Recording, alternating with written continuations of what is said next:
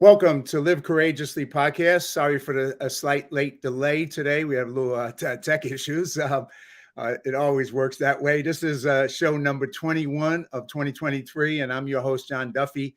And this is the 36th Live Courageously podcast show since I started the show a year and a half ago. Courage is the first of human qualities because it is the quality which guarantees all others.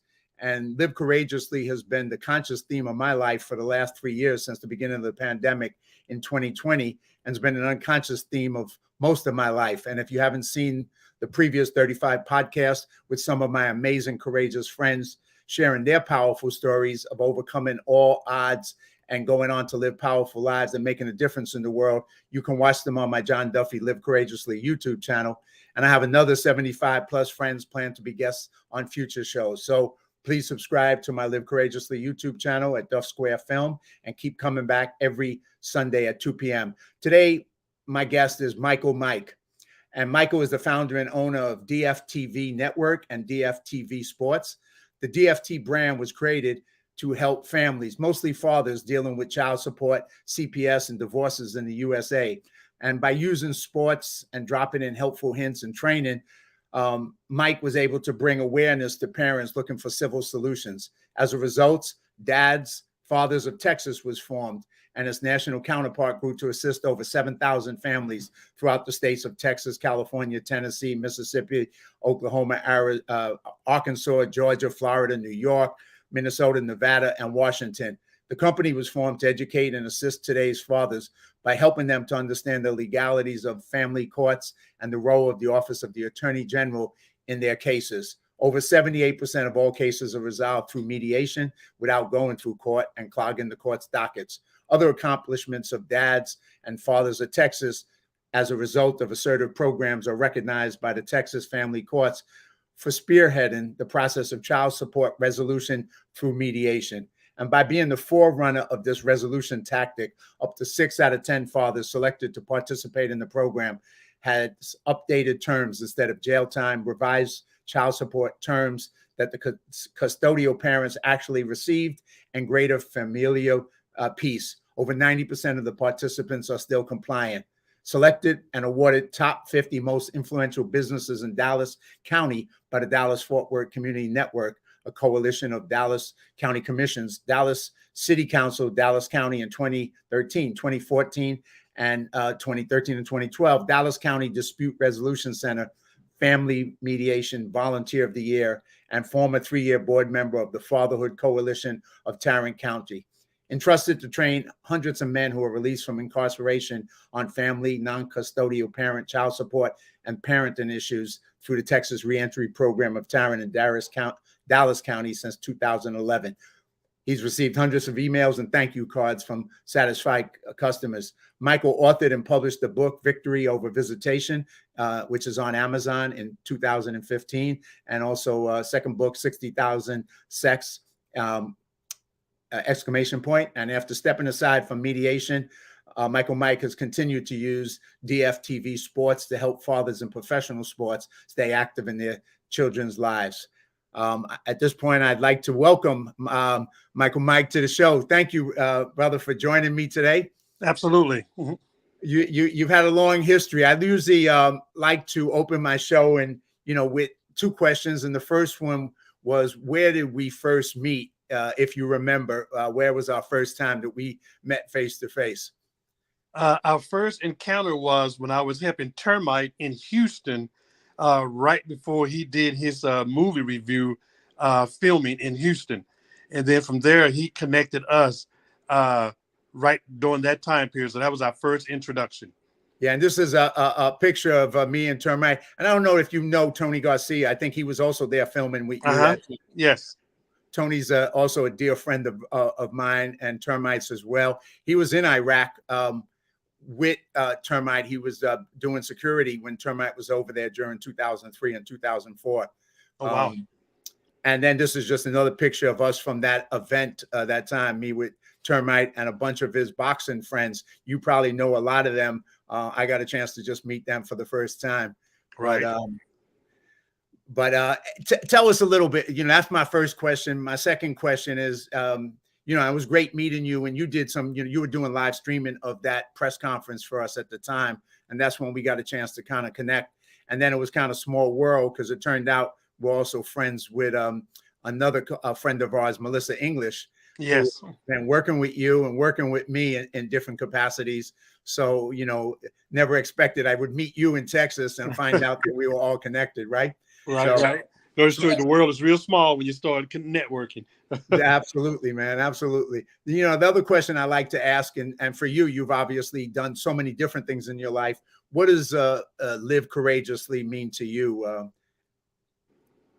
Well, I think for me, being a father who had the unfortunate situation of having children outside of marriage, living courageously is being able to, for lack of better words, still maintain a very strong connection with your children when there's so much adversity in co-parenting nowadays.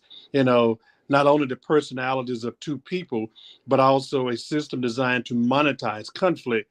So to be able to keep a grounded spiritual and parental mindset so that you keep all your children in your life, that makes a betterness for everything else. So for me, just making sure I stay grounded and keep all my kids in the forefront of my growth as well as theirs. Well, I want to kind of go back and have you share with the audience your journey from where you started and how you ended up to, going from who you were, growing up in Texas to what you became in the business world and then into film and filming and sports. And, so I'd like you, let's go there. Matter of fact, let's go there. Why don't you take us on that journey of your life and how you ended up in all the things that you do today? Absolutely. I appreciate that. Originally, I was a business development and I did marketing and business development for Fortune 100 and Fortune 500 companies. Advanced forward, I had a daughter after my first divorce, and everything was, as they used to say, peachy dory until, there was a conflict. And then my child was removed from the state of Texas. And like a lot of fathers, when you go to the attorney general, you are expecting help. But unfortunately, we understand that the attorney general is really just a collection agency. It's not designed to help those who are trying to be viable fathers or parents in their children's lives to step back and basically go back to school, learn legal documents, become a family court mediator, learn the system so I can at least file the appropriate paperwork that I can have access possession to my child. And with that, I discovered there was hundreds and hundreds and hundreds of guys around me suffering the same way, but none of them would try to do anything differently. But everybody knew everything about sports. I mean, you can ask him any question about any football, college, pro, collegiate, Pop Warner, and they knew the stats. So I said, hey, what if I start dropping just little hints into commercials while those guys are watching sports just to pique their interest? And then I created a text notification where they can text, father to 22828. Then it sends them a link and it sets them an appointment with me. And before long, it started getting bigger and bigger to finally it grew to several states and thousands of fathers. I asked, do you like being called Michael or Mike? They call me both. They call me Michael, Mike Square. Mike. So Okay, I Mike. just canceled anything with an M in front of it. They call me Duffy. They call me John, but yeah, I'm gonna go with Mike if you like. Yeah. That's cool, man. But so here, I just want to pause for a second and have you go a little further with this, because here you had your own personal problem and you started to learn how to solve that problem by getting that education so you could, be a father and do that. And then you saw a bigger problem. But, it's rare that people step up and then be of service to others. What caused you to do that in that point and say, I learned this. I want to help other people who are having the same problem. Well, I mean, that's kind of, pretty unique and special for somebody to do that. What was that got you to make that step in that direction? I think it was that empty feelings of helplessness. As fathers, we are natural protectors. we're naturally going to protect our significant other, our children, our pets, our home. But in that particular situation, there was nothing. I could not ask for help. There was nothing I can do legally. And it was at a stage where it's like, wow, you know, I can't do anything. At least that's what I was thinking. And with that, you know, I think that fatherly competitive side of me said, I can't just roll over and let this happen. But then when I started learning and helping myself, I looked around and there was this dozen of guys now in the barbershop talking about the same situation that I'm going through. I'm like, wow, you know. So I think that fatherly instinct or that male instinct or how we naturally protect our families kind of raised to the next level. Because when you think about it, there are only two reasons why we as people don't do something: knowledge and execution. My issue was I didn't know how to go by and get it done.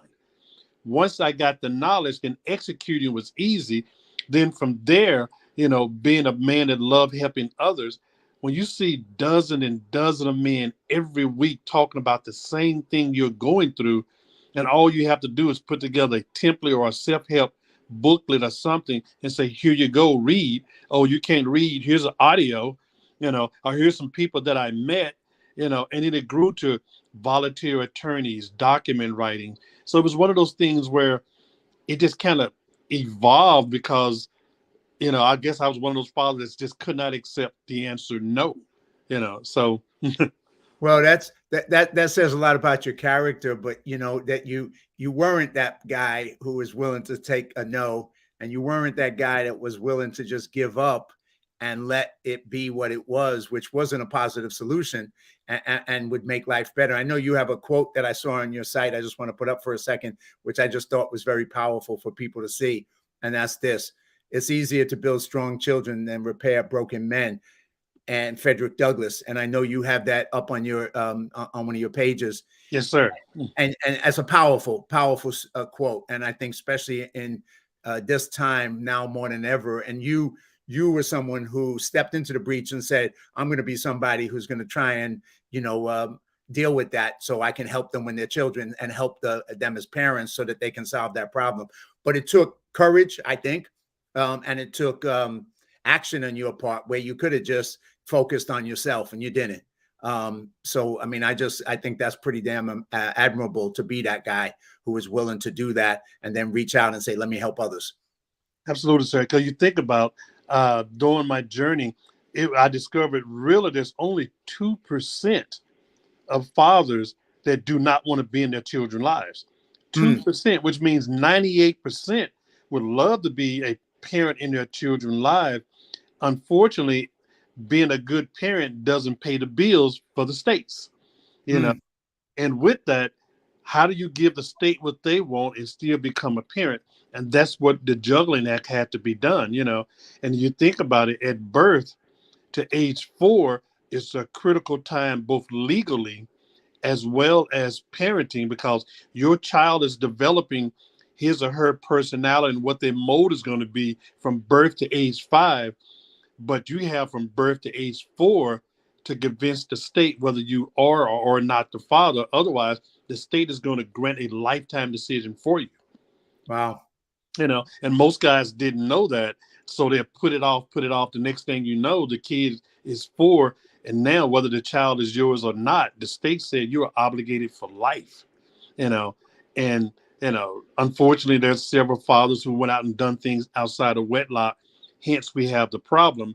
But nevertheless, you know, if you're well informed, that one small mistake does not have to grow so huge. And that's what it taught me over the years. And as you drop those little inserts while guys are watching sports, it piqued the conversation. You probably see nowadays, you see a lot of the athletes doing barbershop talk, you know. And one of my first major educational portion I did for almost 3 hours in a barbershop with 50 guys in there, and we all just dialoguing and writing notes on napkins we found in our cars, you know. So it was like, you know, one of those things, you know. That just sounds amazing, man. You know, just so creative and at the same time having that communication. So So take us through that step. So you started to get involved in filming sports and creating a platform for that, and then within that platform, also touching people's lives by sharing the tips and the things on parenting and how to be dads and how to solve the problems that they were having. So you kind of combined the two, knowing that everybody's going to watch sports, especially in Texas, right? But outside of Texas too. I mean, now, were you involved in sports when you were young? Were you engaged, or did you, why was sports the path that you took? Besides, you saw everybody, that's what every man was into, was sports. Right. Well, when I was in school, I was a wrestler and I did track and field.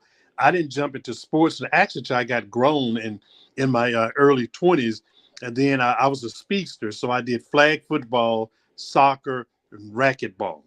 Those are three sports. Anything with speed and agility, I was at it.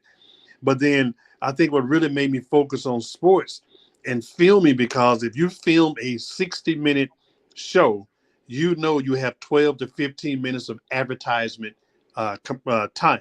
So it's really a 42 to 48-minute show. Well, I have 12 minutes to impact people. And then if you think about it, if you were to drop a 15-second snippet, are you happy with your child support? If not, text this number. How many guys are going to just do it? Then it's going to pop on their phone. They're going to save it. And then when the game's over, they're sitting around the house. They're going to go back to it. So with just quick little snippets, you just drop in and drop in. Then there was a lot of guys who was very prideful. We as men want to think we always know all the solutions. And if we don't know, we're going to fake it till we can make it, Ain't that the truth? Yeah, we're going to fake it. So now all of a sudden, I don't want to tell this guy I don't know. So, but I can go on his website and watch a video secretly while I'm at work during lunch, pay my little money, get the document I need, fill them out, and just mail them in, and no one knew I didn't know. So we kind of catered to our pride, but also our survival, because we don't want our children to fall victim to anything, whether it be the system or a upset parent or anything. And I think as such, we have to figure out how do we impact those who need it, but nevertheless not creating chaos in the court system. And it was a very touch and go. But over the 20 years of doing it, we found a very comfortable way that even the counties embraced it. And then from there, the guys kept saying, well, man, me and the mom wants to do it. We just don't know how. So that's why I went back to school for mediation and arbitration. Because if you are an attorney, you can't talk to both sides. But if you're a mediator, you could. So that's why I went back to school, became a mediator. Now, legitimately, the courts can say, okay, you two go figure it out and bring me the end results. So we started finding civil, peaceful ways to do things that all started with a little 15-second snippet during a football game or a soccer game or a basketball game. And it just started the conversation. Wow. I mean, I just think there's such a powerful story of what you were able to do to take it from level to level to level and to be able to impact people's lives and find a way to get the system, because obviously a lot of times the system is so bureaucratic that they're not of much value if they're not being harmful sometimes, right? So being able to find a way to get them to cooperate with you and help you solve the problem, that's another level of success I think you had by pulling this off. So pretty impressive, to have seen what you're doing with this or what you've done. And then as a mediator, how long did you work as a mediator doing mediation? I did the mediation for 20 years, but I became an expert mediator for the last 10 years. And it was pretty amazing when you can go to a judge and say, hey, let me take care of 70% of your workload. Wow. And look at you like a deer in the headlight, like, okay, sure. Now, how do you that? All I need you to do is to order the parents to go to mediation, make it a minimum of 2 hours, and then I'll send them back. And with that, if it's 10 issues on the table, we resolve 9 in mediation. The one that's left, the judge is going to order on it and keep it moving.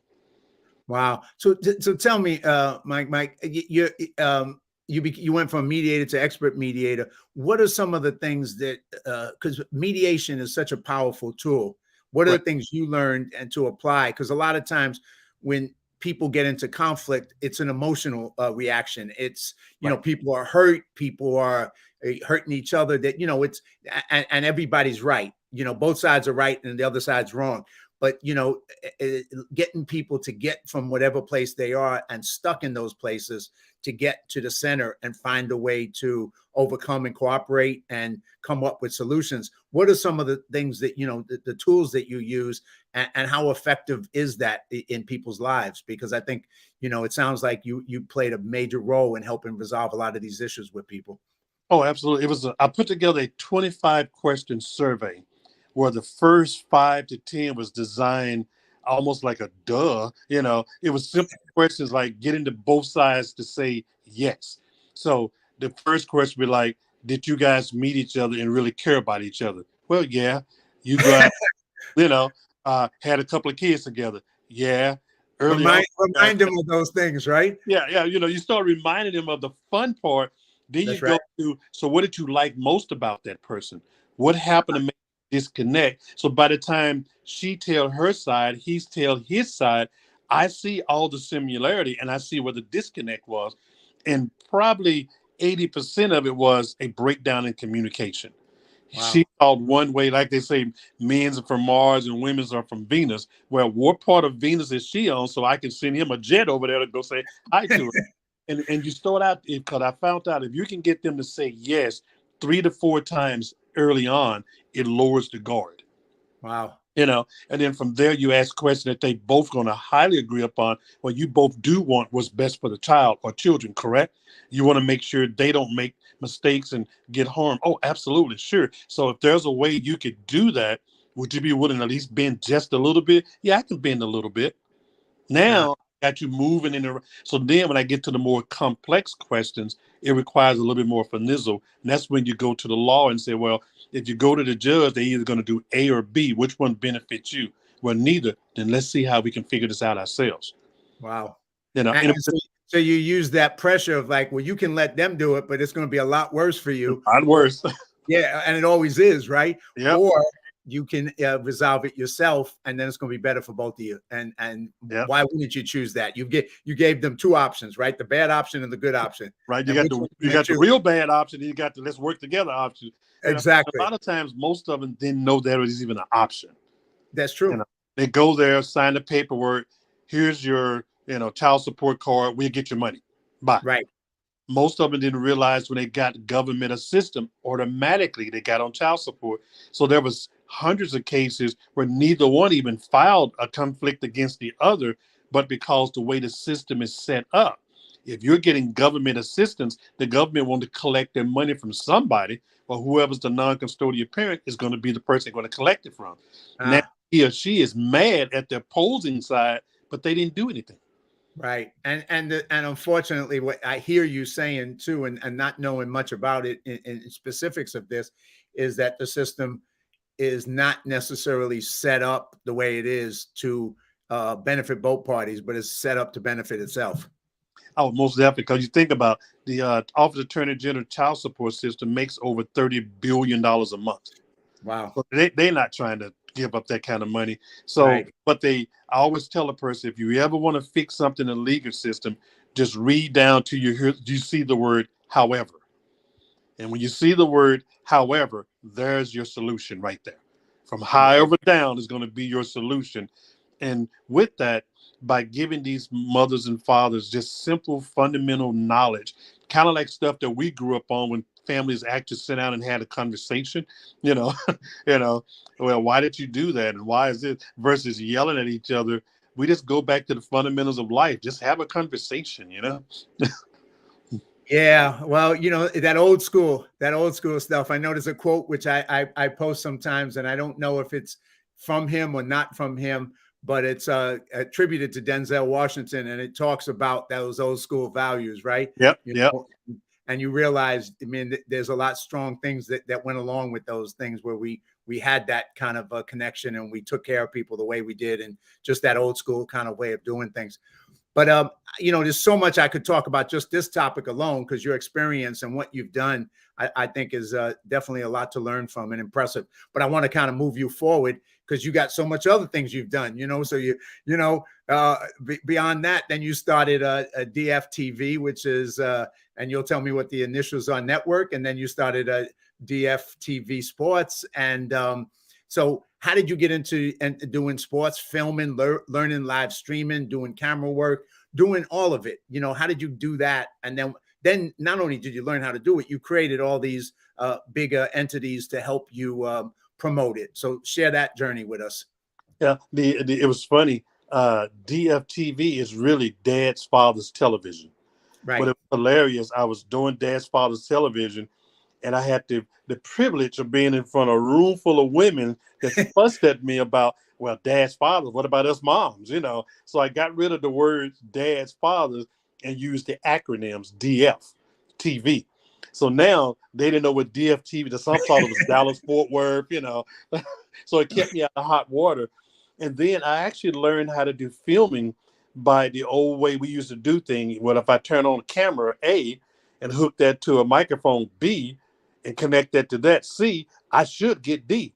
So with Google and YouTube, I actually learned how to build a television network and to learn how to film, because I'm not a techie person, but we all learned that if you get A plus B, C should follow. Right. So another plus, that should be D. So by doing that, I knew that if I controlled what I was doing, I can easily impact a niche market. I knew I'm going to film sports. So I went to several sporting events and said, hey, do you mind if I just film your game live and I make my money off of commercials? Oh, yeah, sure. So from there, when I got finished doing the Dad's Father's organization, I had built an entire network. I said, wow, this is a network, and I'm getting paid to stream other people's events: football, basketball, soccer, t-ball. And then I just traveled over 37 different states just filming until I came into amateur boxing, and I fell in love with boxing. And I was doing DFTV network for short films, movies, and things of that nature. And I was doing DFTV Sports for my sporting events and things of that nature. And then as Mother Nature called and I got a little older and got tired, I said, okay, let me just find something I can do that's not as physically straining. And that's when I fell in love with boxing.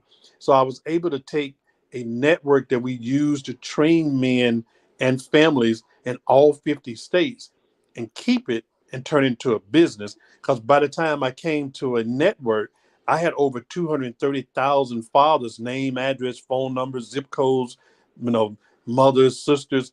So that's almost as good as a network when you got over 200,000 people that you can send an email to and say, hey, click and watch this sports, or click and watch this event. And that's how the evolution of the DFTV brand network, DFTV Sports, finally begun to grow.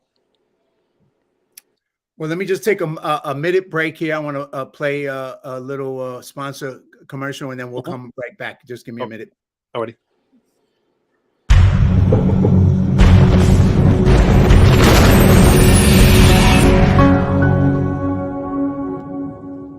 Give an Hour is committed to promoting mental health for life. We support and empower people on their mental health journeys by providing free and confidential therapy, peer support, and customized training. But we can't do this work alone. We need you. Help Give an Hour to transform lives one day at a time with a monthly donation. Visit giveanour.org/give. Together, we can create a brighter tomorrow. Give an Hour, mental health for life. All right, we're back. It's an organization, Give an Hour. It's a great organization. Started out doing mental health free services for military vets, but also has expanded since then. And so it's a great organization. So check it out. And if you can support them, support them. So, Michael, back to where you are. So you had this network of 200,000 plus people, and you're doing this sports network, and you fell in love with amateur boxing. So now you're kind of focused on the boxing world. So tell us a little bit, take us further in that. And then you start to do some film projects that are coming out of that. So take us on that next step of your journey. Absolutely. When I first started with the film, I moved to Atlanta, Georgia. And that's when I did several short films, documentaries, and things of that nature. And as rewarding as it was, as you know, in film, that's a lot of work, that's a whole lot of work. Oh and yeah. and not having the fundamental knowledge, I knew then that was not a good fit for me, but I had all the equipment and things that needed. So what I did was start letting others use my platform to film. And while I was in Georgia, I got a taste of boxing. And so from there, I went down to Florida and did one of the Roy Jones Jr. fight camps. So now, those guys are back at fight camp and their families are back home in Vegas and California and other places, but they didn't get a chance to see their sons or husband. So I just loaded up my stuff, and now all of a sudden they got a chance to see them train and spar, and they actually click, well, how do we pay you? I said, well, I haven't thought that far ahead, but since you're asking, let me go Google it and I'll be back, And that's how the evolution of the pay-per-view side of it came up, And then there was a great coach out of Vegas by the name of Dewey Cooper reached out to me, and that's when things really starts to soar. I'm relocated from Atlanta to Florida back to Texas. In Texas, I moved to Las Vegas, and that's when things took off. That's when the UFC and Bellator, Showtime, Money Mayweather, and all those guys start seeing the value in a smaller network that can white label to the bigger networks, and they can save thousands and thousands of dollars because they can give me a fraction of their budget but get the same end results. So I'm like, oh, okay, now, wow, I have value. And from there, I just kept staying a student and started studying. And, with that, I was constantly traveling through all the states that I could, filming amateur boxing so I could learn the rules of boxing and the names. So as the amateurs turned pro, they felt, loyal to me. So now I got their pro debuts and things like that. And before I knew it, I got 200-300 coaches and fighters saying, hey, Mr. Mike, I got a fight. Can you come film it? They're going to pay for your expenses, And I'm like, wow, yeah, I'll be there in a minute, and it just kind of grew, until finally, I got that call one day, and there was a big promoter out of Bahama, a big promoter out of Dubai, and they say, hey, we want to sign you to a multi-year network contract. And that's when I'm like, wow, I went from having fun, where I'm still having fun, not knowing what I'm doing. I still don't know what I'm doing, to where I got a major contract. And it's funny how when you are working and having fun, you accomplish so much, but nevertheless, you're still having fun. Ain't that the truth, man? Yeah. I mean, if you get to do what you love, you're blessed. And, I say, yeah, it's long hours and but compared to things that you don't like to do, it's not work. Right, you're loving what you're doing and you're having fun. And man, we're lucky that we get to do that, ain't we? Absolutely. Because you're going to put in 8 to 12 hours on a 9 to 5. Why not make it yours? Right. And then with that, I was very much privileged to meet several what I call young kids, because they was my children's age and younger, that knew technology like the back of their hand. So that's when I learned how to get out of my own self way. I'll back the van up, unload everything, set it up, and they'd be like, oh, Mr. Mike, why aren't you doing that? Well, I didn't know that existed, Ain't that the truth? And it keeps getting faster and faster on us. Yeah. I'm like, well, how did you know that? Do that? Oh, well, this. And it was funny because at that point is when I knew, wow, this could be huge if you surround yourself with these young kids that are hungry for your knowledge, but yet they're light years ahead of you when it comes to technology. And with that, several network, ESPN, Showtime, more specifically, said, well, hey, what we're doing in Texas, why don't you just do that and then just send it to us? So now I'm able to feed my family, still run my network, and still impact the fathers, all by staying home. Wow. And it's just amazing how, as the old saying, when you give, it comes back tenfold. Ain't that the truth? I mean, that is so true. I think people who don't have that opportunity need to take that opportunity to give, because when you do, you're right. It does come back tenfold. It's a blessing, man. 100%. Tell us some of, the projects. I mean, you there's so much I could talk to you about, but, But some of the projects you did, see TV series, you did episodes of TV series. So talk about some of the stuff you did, but I also want to talk about some of the stuff you're in the process of doing now that's taking you forward as well. So as much as possible, I want to kind of cover both of those. To tell us a little bit about that. Yeah, absolutely. We did several TV series in Atlanta. We did the documentary about Terrence. He's out of what's Terrence out of? I think Tennessee. The police officer through Melissa. We did his documentary. We did a very nice TV series called A Man's Point of View, where men across America shared their perspective, and it turned out to be almost a 36 series television show. Wow. We did several competitions, kind of like the Contenders for boxing. We got a chance to do D2 bowl games throughout the U.S. We had a partnership with several movies that we did things with some of the people that's part of the network. And then I had the privilege to write and produce and promote a short film called Anger, which kind of displayed the role of a single mom going through the day-to-day action, and she was one decision away from snapping. So we got a chance to write and put that out. We got a chance to make a movie out of the book I wrote, Victory Over Visitation, where we found 13 fathers reenacting their role in getting into child support and then getting to a better place. And then most recently, we've got together. I started a movie called A Journey to the Ring, where I reached out to legendary high energy boxing that happened in the past 30 and 40 years. And I was doing a documentary about those guys. And unfortunately, a guy by the name of Ian out of California came, and we did the executive producer of a movie coming out next year called Shadow Boxing, and the list goes on and on. So And this is this it, the shadow boxing? Yes. So this is something you're working out, coming out next year, correct? Correct. We're working on it now. We just spoke to the host and the parties, which is Evander Holyfield. We're talking to Layla Ali to be the dual host of it. We've got with Dewey Cooper. We got some of the legendary Mr. Steele. And we got all those guys to basically break down the fundamental of trainers and how they're the key to a lot of success of world champions, because the trainer put together the strategy. So I was fortunate that I was invited to be one of the EPs on that particular project as well. And it's super excited. And with that, we also know that Evander is working with the TCL Team Comeback Land with Dewey.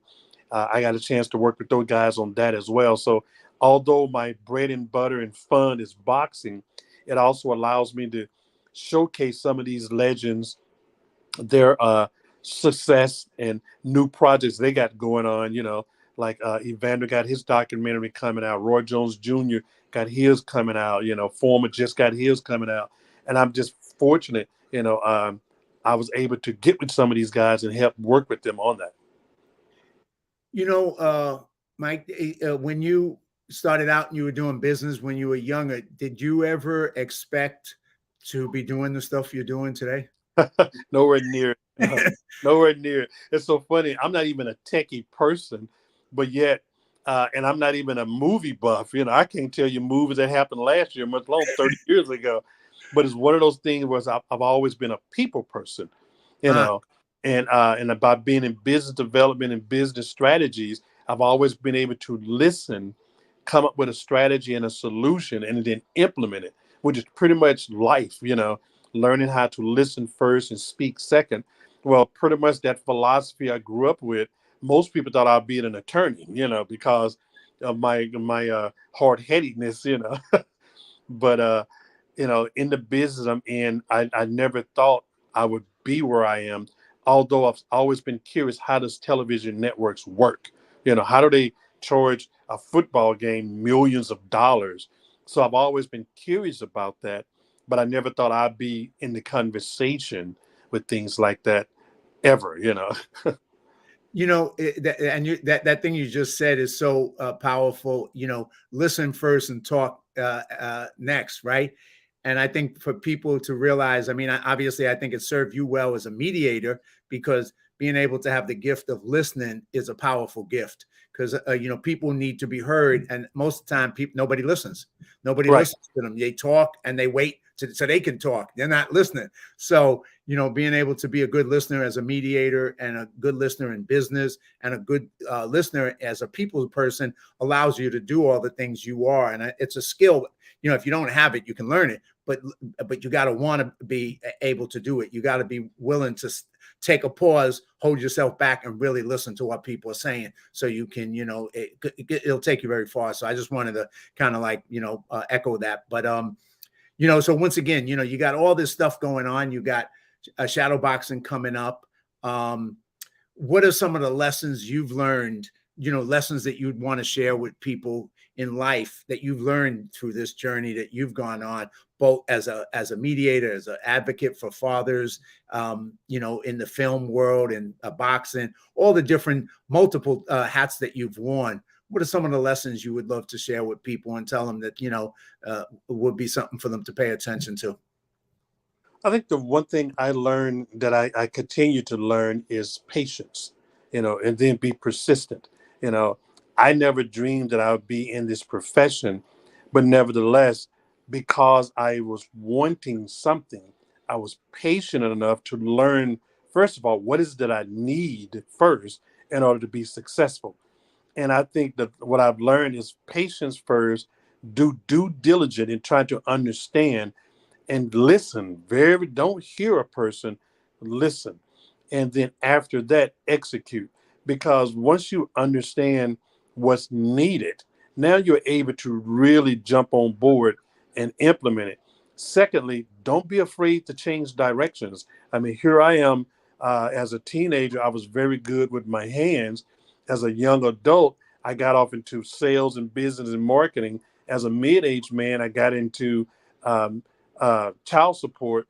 And then as a mid-aged person, I got into mediation, arbitration. And now in my 50s and close to 60, I'm into a television network. None of those really make sense to each other. It's not like one complement the other. It's almost like oil and water. But, do not be afraid to try something, especially if you see a need and a value in doing so. And I think most of us, we get very comfortable and complacent. Well, I'm a carpenter, or I'm a plumber, or I'm an actor, or whatever. Well, what about this opportunity that can come over here? Just be patient, but nevertheless, don't put your blinders on. Right. And if an opportunity arises, say yes. And then, Yeah. and then you then start working to figure out how to do it, and how to do it good, and how to get better at it, and keep learning. Right. Absolutely. Because, it was hilarious. I have a boxing event coming on June 24th. One is in San Francisco and one is in Milwaukee, both on the same day. And they both want 4 cameras. Well, I only have 4 cameras, So how am I going to do 2 high-profile professional boxing events at the same day, at the same time? And I said yes first. Right. Now I sit back and try to figure it out. Well, with that, I come to find out my camera guys, they have cameras. My Right. production team, they have cameras and tripods and microphones. So now, by not, giving up and then believing in yourself, I really got out of my own self way. And these guys are like, well, Mr. Mike, I have a camera and I can use mine over here, and you got 4 and we got this. And next thing you know, I'm looking at 8 cameras, 10 cameras. And it's like, wow, it's amazing. And I think sometimes we forget to just allow, what's around you to just manifest itself. Had I been headstrong and a know-it-all, I'd have been trying to figure all this out by myself. I just raised the question to the young folks, said, well, why don't you do this? Well, I didn't know this existed, and nowadays I've learned saying that a lot, because us being the baby boomers and backwards, there's so many things technology-wise we have to learn, where this generation know it naturally. Right. And with that, I've learned just to get out of my own self way, sit down, listen, pay attention, and be patient, because I may can see doing something differently. It doesn't make it right or wrong. It merely makes it different. And with that, the young folks have taught me, you're the boss. Well, I never seen myself as a boss. I saw myself as a business network owner working with you guys.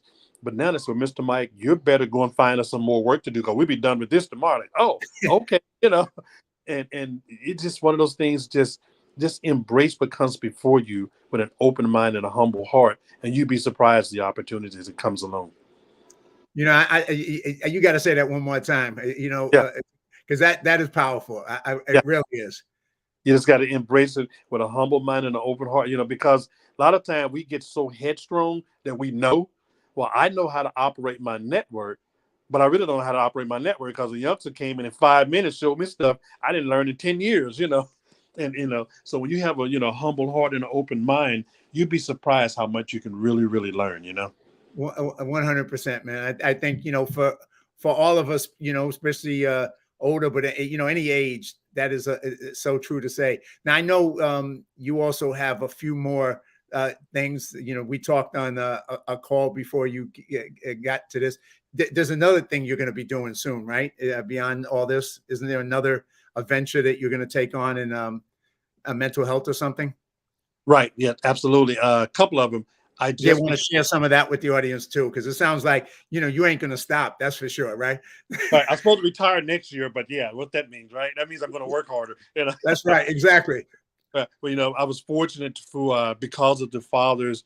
What people doesn't realize, African American men lead the number of suicides. So MetroCare has gave me the honor to be the face and the spearhead programs through the NAACP for mental health. So now we're doing TV programs. We're starting at the teen level of the youth, interviewing and training those guys with the mental health. We also, the NAACP has a mental health youth organization that I never knew existed. Now we're going to be doing in all 50 states mental health awareness with the teens, as well as doing a national, if not a global television programs focusing on mental health youth and mental health in the men, because what we discovered, African-American men are committing suicide. I think the word was 7 times more than anyone else. And no one is talking about it. So now they have, gave me the honor to work to put that out there. So, and with that, the Caribbean islands, who just signed me a 3-year deal to do boxing in the islands, is also letting me bring that project to the islands as well. So definitely we're going to be working on mental health youth, mental health with the fathers. So yeah, we have several things in the pipeline. Well, and with that, just on the mental health, obviously, now more than ever, especially after COVID, that the level of mental health issues have gotten harder and worse for people. So it sounds like a very useful and powerful program that you're going to be involved in. And the idea of retirement is going to keep getting busier and busier for you, my friend. I think retirement means you're just not going to do that anymore, but you're going to do these 4 over here, Exactly. Yeah, I think that word retirement has been retired. So, right. Reload your tires, Exactly. Just real quick, I have a buddy who's jumped on here. He's a associate of mine, partner of mine. He's doing a project, live streaming women's softball, women's high school, college softball, and he's going to be doing it out here. So we may be picking your brain about that. Absolutely. I'll give you a call because we're going to do a league 6 weeks out here filming these young women who are at the top of their softball game. So, you may have some ideas. His name is Lou Simon, and we'll give you a call at some point on that. But anyway, so as we kind of come to a wrap up, what are some of the things that are most important to you going forward in the future? Obviously, this mental health program, you continue to be a force around men and dads and being able to solve these issues. And then, of course, all this boxing stuff. So, you ain't going to take a break, man. I'm telling you, I'm warning you. But what's, anything you want to kind of close? And then, of course, how can people reach you? How can people find out about DFTV Sports, DFT Network, shadow boxing, all the things that you're going to be doing? And of course, I'll pump them out on my social media. But what's the way to connect with you if people want to watch it, support you, whatever? Absolutely. They can definitely find me on social media. My name, as is on the screen, Michael Mike. You can also type in DFTV Sports on social media and find me there. The projects that's coming up, as we mentioned, is shadow boxing. We're going to have the Bahamas Caribbean Island boxing. We're going to start the Texas Boxing Network in affiliation with the Texas Boxing Hall of Fame. Come next year, I'm actually going to sit down and finish the movie I started called Life to Life, which is the story about how both of my older children was murdered. And then I started over as a 56-year-old with a 2-year-old, So Wow. that movie is going to start filming next year as well.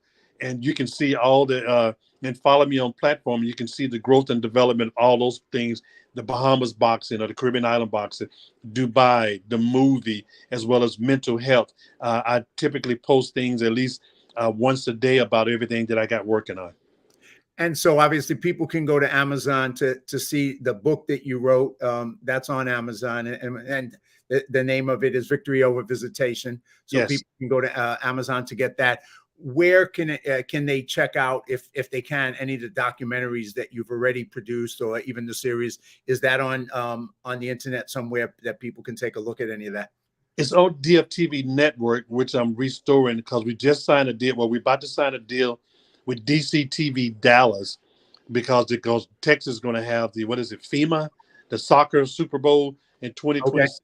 So now we're relaunching DFTV Network. That'll go back live in 2 weeks. So now all those documentaries, books, and and the one thing we said earlier, we had Victory Over Visitation, but then the other one called $60,000 Sex. And what that was, that book was written for college students that start college as a freshman, but before they become a senior, that are, speaking of the devil, that's the other side of me. Yeah, go in there. That's Dad Mike. That's the other Dad Mike. Right. And that was showing how a college student or a high school student as a freshman make that mistake and conceive a child as a freshman. By the time they finish high school to college, they have inherited over $60,000 of debt. So we're making a short film out of that as well, so people can see the real life consequences, as we used to say, strapping it up. You can spend 75 cents or you can inherit $60,000 worth of debt. So that's something we're doing also.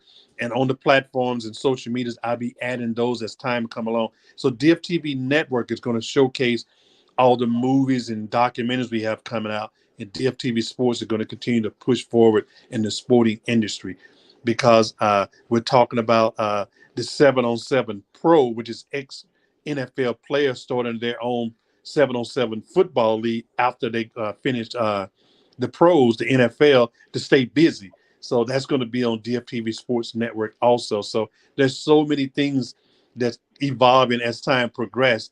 And if you follow me on the platforms, you'll see as I post them up, and they'll be on one of the two networks, DFTV Network or DFTV Sports. Well, I'm honored to have met you. I'm honored to know you, man. And I'm just appreciative. Thank you for coming on the show and sharing your journey and sharing everything you've done, because, I look forward to, hopefully working with you on some stuff in the future as well. Absolutely. Our Melissa and others. But, once again, people can get your material. People should check you out. People should definitely watch what you have coming out, because there's going to be some good entertaining content. But, the other side of it is that you're somebody who's making a difference in the world, and you're doing it now in the mental health field. You've done it in the mediation field and father's rights field, and all those different ways. You're just somebody who people should know, people should support. And, I appreciate that I've had the opportunity to get to know you a little bit and share this with the audience, because it's been an honor, my friend. Absolutely, sir. And I like to close remarks. Whether you're a man or a woman, if you're dealing with any mental challenges, do not let your pride cause you any more grief. Help is out there. Help is out there, no more and less than burger joints and 7-Elevens. It's just a matter of us swallowing our pride to say, hell, I need help. Someone who experienced the depth of both of my older sons, I know what it feels like to feel hopeless. But nevertheless, I still laugh and joke and smile because I was not afraid to say, hey, I need help. And with that, You know, there's so many different types of variety of help out there, just like it is bottles of water. You know, you can get flavored and alkaline and Gatorades and energy drinks. So there's so many ways to rejuvenate and refresh yourself. The same thing with mental illness and mental health. There's so many things out there. So don't be afraid to just stand up and say, okay, I'm at my wit's end. Let me go get a cool glass of help and keep it moving forward. 100% agree, man. Thank you for sharing that. Thank you for sharing your story. Thank you for all you do. And look forward to working with you in the future. And once again, thank you so much for being on the show. Absolutely, sir. But my pleasure. And hey, I'm working to get to where you are as well, sir. I want to get with me and you work a project together. Hey, I'd love to work with you on stuff, man. It would be an honor. Absolutely, all right, sir. Take care of yourself. I'll talk to you soon. Take care, sir. Bye. So everybody, that was Michael Mike. And, you know, what a powerful story, what a powerful journey, and a whole range of experience. Hope you were inspired. Hope you realized that, you know, there's so much you can do by contributing and serving others, not just yourself. And, you know, his life is a perfect example of that he's made a difference in so many other people's lives. So it's been an honor to have him on. Hope you, you know, if you want to reach out to me, here's my contact information on my email, my YouTube channel, my Facebook page, my Instagram page. Every Sunday at 2 p.m. I'm going to have another guest on. I got another 75 cool guests coming up, and all of them with courageous, powerful stories. So I hope you come every Sunday at 2 p.m. Pacific Standard Time, and you can, to be notified of it, you can do this.